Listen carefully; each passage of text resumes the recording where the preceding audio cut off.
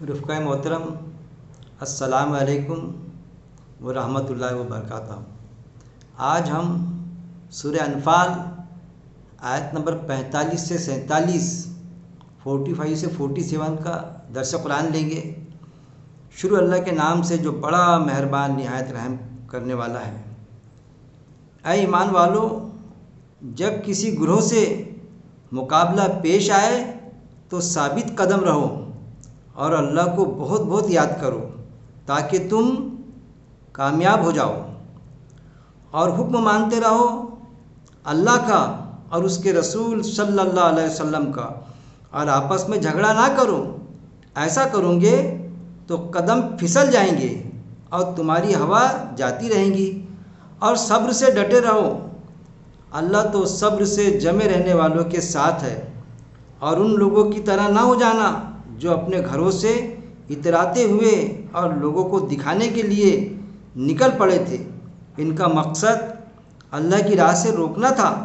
اور اللہ نے ان کے سارے کاموں پر گھیرا ڈال دیا۔ کیا فرمایا رب العزت نے ان آیت میں؟ اللہ کا خطاب ایمان والوں سے ہے۔ یہاں پر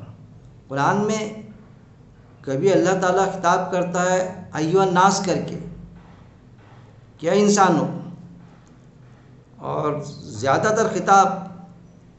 یا ایھا الذین آمنوا، کہ اے لوگوں جو ایمان لائے ہو، اے ایمان والو۔ تو یہاں پر ایمان والوں سے تقاضا کر رہا ہے اللہ تعالیٰ کہ تمہارا ایٹیٹیوڈ کس طرح سے ہونا چاہیے، تمہارا برتاؤ کس طرح سے ہونا چاہیے، اور کس معاملے میں ہونا چاہیے۔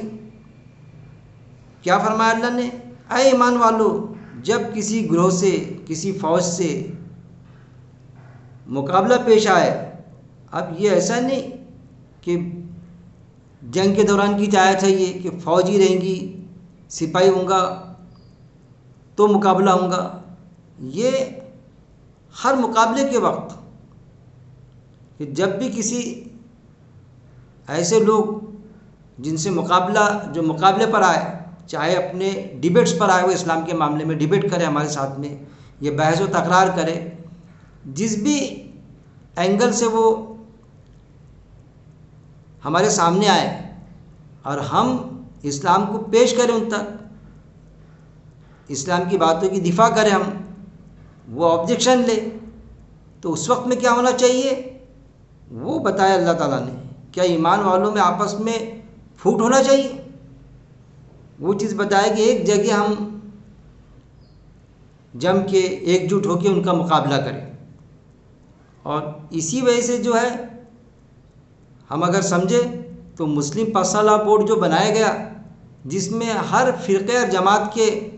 افراد، ذمہ دار قسم کے افراد اس میں شامل ہیں، کس لیے کہ وہ سب مل کے ایک جگہ متفق ہو جائے۔ کئی معاملات میں ان کی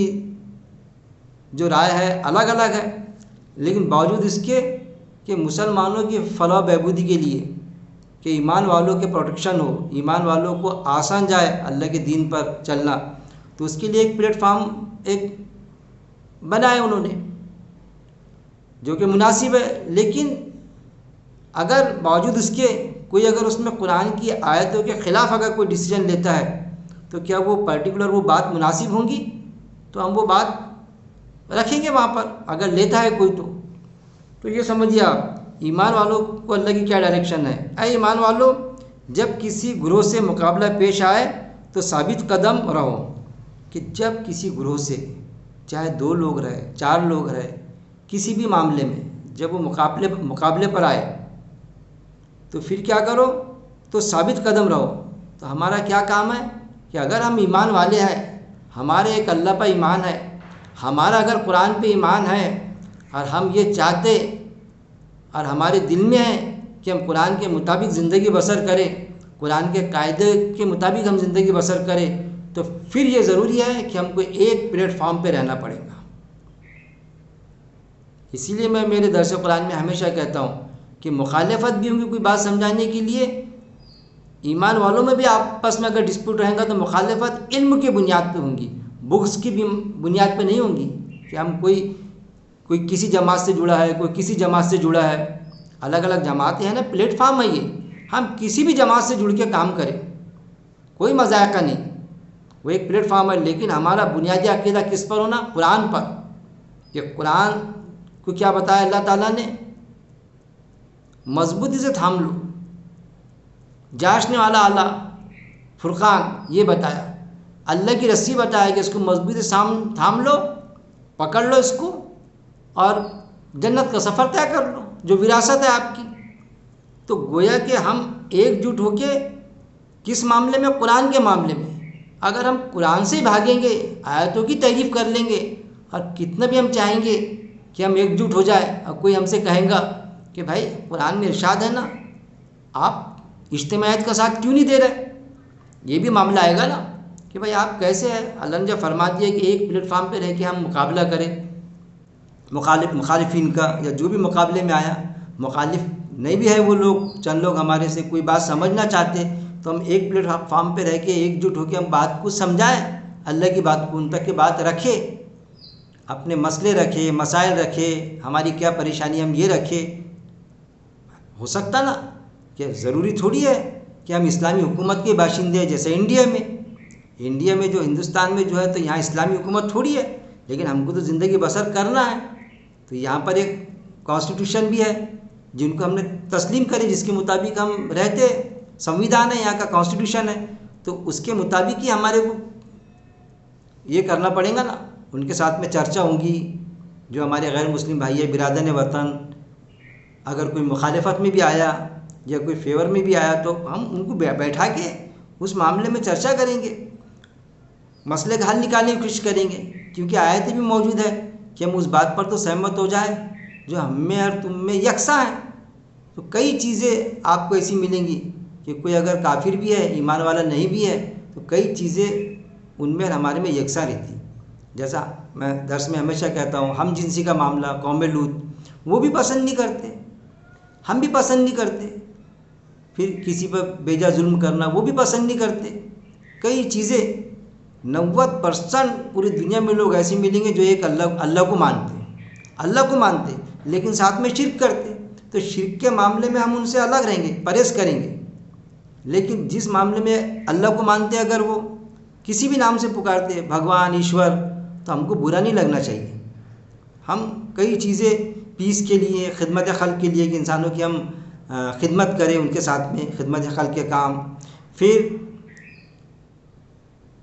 ہاسپٹل اگر وہ ڈالتے ہیں تو ہم ان کا سہیوگ کریں اس کے اندر، پھر اپنے دیش کی، اپنے ملک کی حفاظت ہو، حفاظتی قدم اگر وہ اٹھانا چاہتے ہیں دیش کے لیے، کہ بھئی کوئی ملک ہمارے دیش پر حملہ نہ کرے، تو ہم اس کے لیے ان کا ساتھ دیں۔ کیوں کہ وہ بھی مول نواسی، ہم بھی مول نواسی ہے، جتنا ان کا حق ہے اس دیش پر، انڈیا پر، ہمارا بھی حق ہے،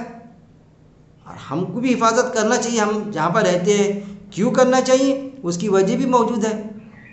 باوجود اس کے کہ اسلامی حکومت نہیں ہے یہاں پر، لیکن پھر بھی ہم کو حفاظت کرنا پڑے گا ہمارے دیش کی۔ حب الوطنی من الایمان، یہ قرآن کی آیت نہیں ہے، لیکن اگر کوئی یہ کہتا ہے کہ ملک سے محبت، تو ملک سے محبت تو ہمارا ایمان ہے نا۔ ہاں یہ چیز ہے کہ ہمارا ایمان، آپ سسم سے محبت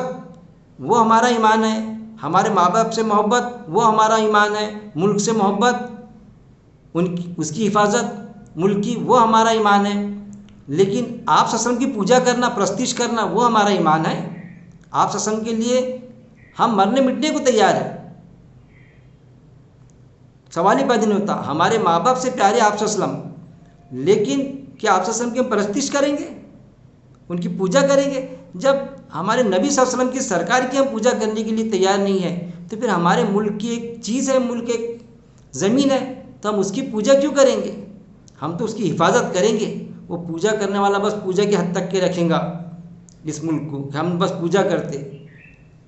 پوجا کر رہے ہیں، ہم تو اس کی حفاظت میں لگ جائیں گے کہ ہمارے دیش کی حفاظت کرے، یہاں کے ایک ایک باشندے کی ہم حفاظت کریں، کسی بھی سماج کا، کسی بھی فرقے کا ہو، وہ غیر مسلم کیوں نہیں ہوتا، ہم اس کی بھی حفاظت کریں گے یہاں پر۔ یہ اس طرح سے ہمارا ایمان ہونا چاہیے، سمجھنا چاہیے ہم نے بات کو۔ یہاں بتایا گیا ہے کہ اے ایمان والو، جب کسی فوج سے، کسی گروہ سے تمہارا مقابلہ ہو، مقابلہ پیش آئے، تو ثابت قدم رہو۔ تو سب ثابت قدم رہنا، ایک جٹ ہو کے ہم نے کوئی فیصلہ کرنا، ہمارا ڈیسیجن ایک جٹ ہو کے ان کے پاس جانا چاہیے۔ کہیں پر کوئی کچھ ڈیسیجن بتا رہا، آپس میں پھوٹ ہو جا رہی، تو کیا ہم کوئی فیصلہ کوئی نتیجے پہ پہنچیں گے؟ ثابت قدم رہو اور اللہ کو بہت بہت یاد کرو تاکہ تم کامیاب ہو جاؤ۔ اور کس کو یاد کرو؟ پھر دیکھیے یہاں پر آئے کہ اللہ کو بہت یاد کرو تاکہ تم کامیاب ہو جاؤ۔ مطلب یاد کے معنی کیسا کہ بس ان سے مقابلہ ہو رہا تو ہم اللہ اکبر پڑھتے ہوئے بیٹھ جائے، بس تسبیح لے کے کہ اللہ کو یاد کر رہا ہوں میں، بس قرآن کی تلاوت کرتے بیٹھ جائے ہم کہ اب اللہ حفاظت کریں گا۔ اللہ کو یاد کرو کہ میننگ یہ ہے کہ ان کے ساتھ چرچا کرنے میں، ان سے مقابلہ کرنے میں اللہ نے جو ڈائریکشن دیا قرآن میں، آیتیں موجود ہے نا کہ کیسا ہم ان سے دوستی کریں، وہ موجود ہے۔ اور جب جنگ کا موقع آ جائے تو پھر کیسا مقابلہ کرے کہ ہمارا دوست بھی ہے، مخالفت میں ہمارے سامنے کھڑا ہو گیا وہ، تو سوال ہی پیدا نہیں ہوتا، تو پھر اس سے مقابلہ ہوں گا جیسا مقابلے کا حق ہے۔ تو یہ چیزیں ہے کہ ان کے ساتھ میں اللہ کو بہت بہت یاد کرو تاکہ تم کامیاب ہو جاؤ۔ اللہ کو یاد کرو مطلب یہ نہیں کہ بس تسبیح پڑھتے بیٹھ جاؤ یا بس اللہ اکبر بس نعرے بازی، نعرہ تکبیر، نعرے چھوڑے بس۔ اس وقت میں اللہ جو بتایا گیا کہ کیا ایٹیٹیوڈ ہونا چاہیے، کہ ہم کو ان کے ساتھ میں کمپرمائز کا کیا معاملہ ہونا چاہیے تاکہ ڈسپیوٹ کا موقع پیش نہ آئے۔ تو اللہ کو بہت یاد کرو مطلب اللہ کی ڈائریکشن میں ساری چیزیں کرو، جیسا قرآن میں اللہ نے ڈائریکشن کیا ہے، اس پر اللہ ڈائریکشن۔ ہدایت کے معنی ہوتے، ہدایت یعنی ڈائریکشن، اللہ نے جیسا بتایا، انسٹرکشن، اللہ نے جیسی انسٹرکشن دیا اس کے مطابق ہم ان سے مقابلہ کریں، یہ اللہ نے یہاں پر بتایا۔ اور پھر اور حکم مانتے رہو اللہ کا اور اس کے رسول صلی اللہ علیہ وسلم کا۔ اور کیا فرمایا اللہ نے؟ کس کا حکم مانو؟ اللہ کا۔ اللہ کا حکم کہاں موجود ہے؟ قرآن میں اللہ کا حکم ہے۔ زندگی کیسی گزاری جائے، دشمنوں سے کیسا مقابلہ کیے جائے، اگر دوست بھی ہے وہ کسی مدعے پر کسی پوائنٹ پر ہمارے سامنے آتے ہیں وہ، تو ہم کس طرح سے بات کریں؟ تو سب سے پہلا قاعدہ یہ ہے کہ اگر ہم ایمان والے ہیں تو ہم ایک جٹ ہو جائیں۔ ہمارے طرف سے کوئی بھی بات جاننا چاہیے تو ایک جٹ ہو کے بات جانا، آپس میں مشورہ کریں، مشورے میں خیر ہے، مشورہ کرنا پہلے، ورنہ ان کے سامنے بیٹھے ہم جو بھی مخالفین ہیں یا جو بھی مشورے کے لیے آئے کسی مدعے پر کسی پوائنٹس پر، تو ان کے سامنے لڑنا شروع کر دیا ہم نے، آپس میں ہماری پھوٹ بتا رہے ہیں۔ تو سوال یہ رہے گا کہ اگر کوئی انصاف کرنے والا بھی رہے تھرڈ پرسن تو وہ کر نہیں پائے گا، بولے گا بھائی پہلے آپ طے کر لو کہ یہاں کس کی بات چلیں گی، کون تمہارا مکھیا وہ طے کرو، تمہارا تم آپس میں لڑ بیٹھ رہے ہیں، یہ چیز ہوگی نا۔ وہ چیز بتا رہا ہے اللہ تعالیٰ کہ کس کا حکم مانو، حکم مانتے رہو اللہ کا۔ اللہ کا حکم کہاں موجود ہے؟ قرآن میں۔ قرآن کی آیت دیکھیں گے کہ اللہ کی ڈائریکشن کیا ہے اس معاملے میں۔ حکم مانتے رہو اللہ کا اور اس کے رسول صلی اللہ علیہ وسلم کا، اور رسول صلی اللہ علیہ وسلم کا حکم تو اللہ کا حکم۔ آج رسول صلی اللہ علیہ وسلم تو ہمارے بیچ میں ہے نہیں، لیکن آپ صلی اللہ علیہ وسلم نے قرآن ہم تک کے پیش کر دیے، لکھا کے بھی چلے گئے۔ اللہ کے رسول صلی اللہ علیہ وسلم نے قرآن کے علاوہ کوئی کتاب نہیں لکھائی۔ حدیثیں جو ہے 200 250 300 سال بعد لکھے گئی، جس سے انکار نہیں کیا جا سکتا کہ ڈیٹیلز اگر حدیث میں ہے، لیکن اگر وہ حدیث قرآن کی آیت سے ٹکراتی تو ہم اس حدیث کے تحت کوئی فیصلہ نہیں کریں گے ہماری زندگی کا، یا کسی سے مقابلہ ہوا تو اس مقابلے میں حدیث کے مطابق فیصلہ نہیں ہو جائے گا، قرآن کی آیت کے مطابق فیصلہ ہوگا۔ حکم مانتے رہو اللہ کا اور اس کے رسول صلی اللہ علیہ وسلم کا۔ کس کا؟ اللہ کا حکم مانیں گے، اور اللہ نے جو بات کہی تو آپ صلی اللہ علیہ وسلم نے لکھا دی، جو قرآن کی شکل میں آج ہمارے پاس موجود ہے، تو ہم قرآن میں دیکھیں گے، کیونکہ آیتیں ہیں کہ ہر گیلی اور سوکھی چیز قرآن میں بیان کر دی اللہ نے۔ کوئی ایسی چیز نہیں ہے کہ جس کو بیان نہیں کیا اللہ تعالیٰ نے، سارے حکم احکامات اس میں موجود ہے، سمجھنے کے لیے آسان، عمل کرنے کے لیے آسان۔ تو حکم مانتے رہو اللہ کا اور اس کے رسول صلی اللہ علیہ وسلم کا، اور آپس میں جھگڑا نہ کرو، اور پھر آپس میں جھگڑا مت کرو۔ یہ بھی دوسری کہ آپ کو یہ بھی ملے گا کہ حکم مانو اللہ کا اور اس کے رسول صلی اللہ علیہ وسلم کا، اور صاحب امر کا، یہ بھی آتا۔ یہ بھی سمجھنا چاہیے کہ آج آپ سن تو ہے نہیں ہمارے بیچ میں، تو جو صاحب امر ہے، جو ہمارا حاکم ہے، خلیفہ کی شکل میں ہو کہیں پر اسلامی دیش میں، یا آج ہم نے جس کو مکھیا بنائے کہ سب ایک پلیٹ فارم پہ جمع ہوئے اور ایک ہمارا مکھیا ہے، ایک ذمہ دار ہے، تو ہم اس کا حکم مانیں گے۔ لیکن پھر وہ آیت میں یہ بھی موجود ہے اس جگہ کہ اگر کسی بات میں اختلاف ہو، بات میں ڈسپیوٹ ہو کہ سب کی رائے ایک نہیں بن رہی، تو کہاں پلٹیں گے؟ اللہ اور اس کے رسول کی طرف پلٹیں گے۔ پہلے تو قرآن میں دیکھیں گے قرآن میں وہ چیز ہے کیا، تو پتہ چلا قرآن میں ہے وہ چیز حکم، اب وہ حکم ہے قرآن میں جس کے تحت کوئی فیصلہ ہونے جا رہا ہے، مقابلے میں ہم کسی کے کسی بھی پوائنٹس پر، کسی بھی بات پر، کسی بھی مدعے پر، تو قرآن میں حکم موجود ہے، لیکن وہ فیصلہ کس طرح کیا آپ صلی اللہ علیہ وسلم نے، تو آپ کو حدیث میں بھی مل رہا ہے وہ کہ اس طریقے سے ہوگا فیصلہ، جیسا کورٹ ہوتا ہے نا، کورٹ میں ہمیشہ کہتا ہوں، تو کورٹ میں وکیل جب جرا کرتا تو وکیل سپریم کورٹ کو بتاتا کہ بھئی یہ ایسا ایسا اس کا فیصلہ فلانی جو یہ چیز ہے، تو اس کا فیصلہ ہائر سپریم کورٹ، اگر لوور کورٹ میں بھی مقدمہ چل رہا ہے تو لوور کورٹ میں وہ وکیل یہ بتائیں گا کہ اسی طرح کا فیصلہ تھا، اسی طرح کا مقدمہ تھا جس کا ہائی کورٹ نے ایسا ایسا فیصلہ لی تھی، تو اس کے ریفرنس دیتا ہو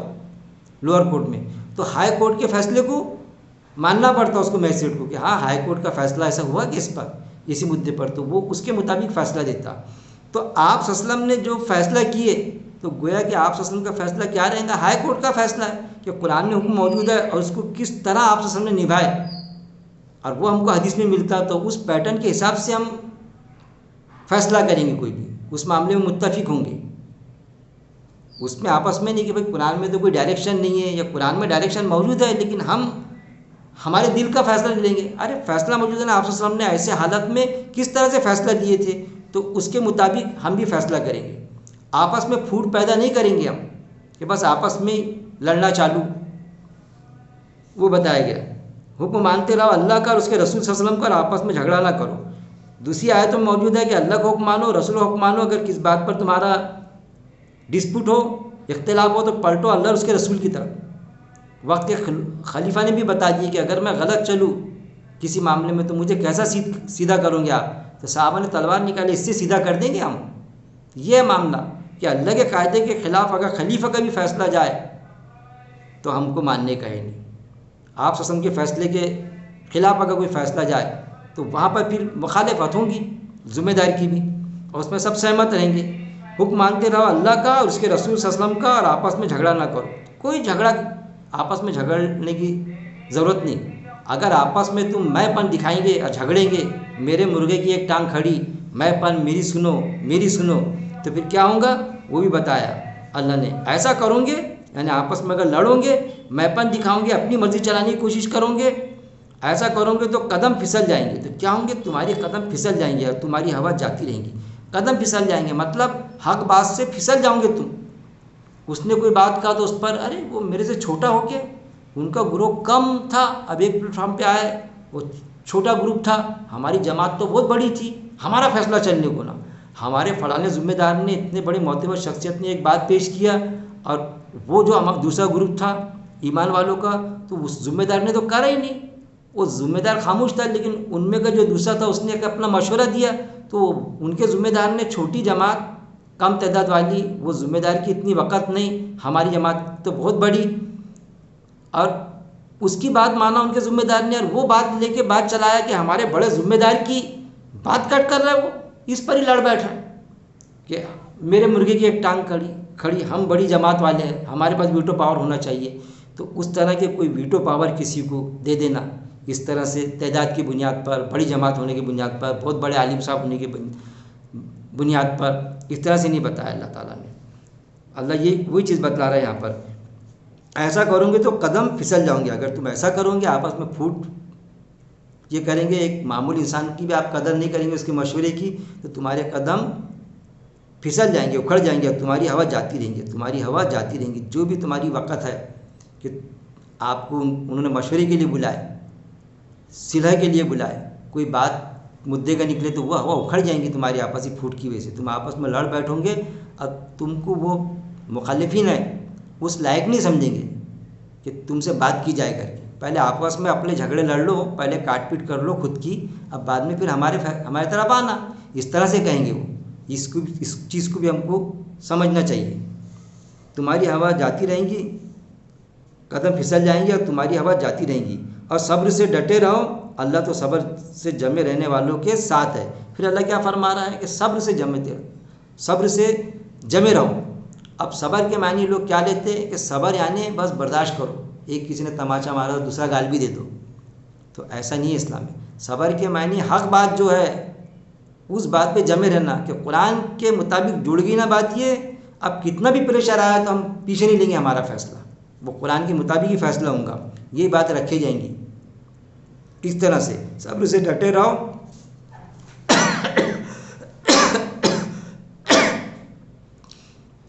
اللہ تو صبر سے جمے رہنے والوں کے ساتھ ہے. اور ان لوگوں کی طرح نہ ہو جانا جو اپنے گھروں سے اتراتے ہوئے لوگوں کو دکھانے کے لیے نکل پڑے تھے. پھر کیا فرمایا اللہ رب العزت نے؟ ان لوگوں کی طرح نہ ہو جانا جو اپنے گھروں سے اتراتے ہوئے لوگوں کو دکھانے کے لیے نکل پڑے تھے. پھر ایسے لوگ جو اپنی شان مارنے نکلے تھے کہ دکھا تو رہے تھے کہ ہم اللہ کے دین کا کام کر رہا ہے, مگر خود کا میں فوکس میں آ جاؤں. آج بھی آپ کو ملیں گے, پہلے بھی تھے ایسے لوگ کہ میری بات چلے, میری بات لوگ مان لے. ارے بھائی اللہ کی بات منوانے کے لیے نکلے نا ہم, اسی لیے ایک پلیٹ فارم پہ جمع ہوئے. نہیں, میری بات کیوں کٹ کرے آپ نے وہاں سب کے بیچ میں, تو میری بے عزتی ہو گئی. تو ان لوگوں کی طرح نہ ہو جانا جو اپنے گھروں سے اتراتے ہوئے اور لوگوں کو دکھانے کے لیے نکل پڑے تھے. ان کا مقصد اللہ کی راہ سے روکنا تھا اور اللہ نے ان کے سارے کاموں پر گھیرا ڈال دیا. کیسا بہت بڑے عالم, دل میں ان کے یہ کہ بس اب میں جاؤں گا تو اتنا میں درس قرآن دیتا, یا اتنے میں نے کتابیں لکھا بڑی بڑی چھاپا, میری بات چلیں گی وہاں پر, میری بات چلنے کو نہ, میری بات کسی نے کاٹنا نہیں وہاں پر. تو وہ چیز ان لوگوں کی طرح نہ ہو جانا جو اپنے گھروں سے اتراتے ہوئے نکلے تو صحیح اللہ کے دین کے کام کو, لیکن اللہ کی بات چلانے نہیں, میری خود کی بات, میری بات چلے. کیونکہ ہماری جماعت بڑی, کیونکہ ہم بہت بڑے عالم, ہم بہت بڑے ذمہ دار. کوئی معمولی انسان نے کوئی بات بولا, قرآن کی بھی بات ہے, یہ تم کو قرآن کا گیان نہیں ہے, ہم کو ہے. ارے قرآن کی آیت بتا رہی نا حضرت کہ ایسے سے ایسا ہے کر کے, تو یہاں پر اس طرح سے ہم نے ڈیسیژن لینا چاہیے. نہیں, آپ کے حساب سے نہیں ہوگا. یہ ان لوگوں کی طرح ہو جانا جو اپنے گھروں سے اتراتے ہوئے نکلے تھے. کیسا اتراتے ہوئے؟ میپن کے لیے نکلنا. اللہ کے دین کے لیے تو ایسا ہے کہ چھوٹا بننا پڑتا. آپ صلی اللہ علیہ وسلم پر جب بھی حالت ایسی آئی تو آپ صلی اللہ علیہ وسلم چھوٹے بنے. واقعہ درج ہے سورہ حدیبیہ کا کہ صحابہ راضی نہیں ہیں آپ صلی اللہ علیہ وسلم سے. سامنے کی پارٹی جو ہے, جو مقابلے پر آئے, جن سے صلح ہو رہی تھی, معاہدہ, تو کیسا کہ وہ بول رہے کہ بھائی یہ آپ کا نام مٹا دو, آپ کا نام رکھو, اس پر صلی اللہ علیہ وسلم مت لکھو, ہم نبی ابھی نہیں مانتے. تو آپ صلی اللہ علیہ وسلم کہہ رہے کہ مٹا دو غالباً حضرت علی رضی اللہ تعالیٰ عنہ کو. تو وہ کیسے صحابہ کہہ رہے مٹا دو, اتنے دب کے, لیکن کسی کی ہمت نہیں مٹانے کی, دل گوارا نہیں کرا, ضمیر گوارا نہیں کرا. تو آپ صلی اللہ علیہ وسلم نے دیکھیے کتنے چھوٹے بنے,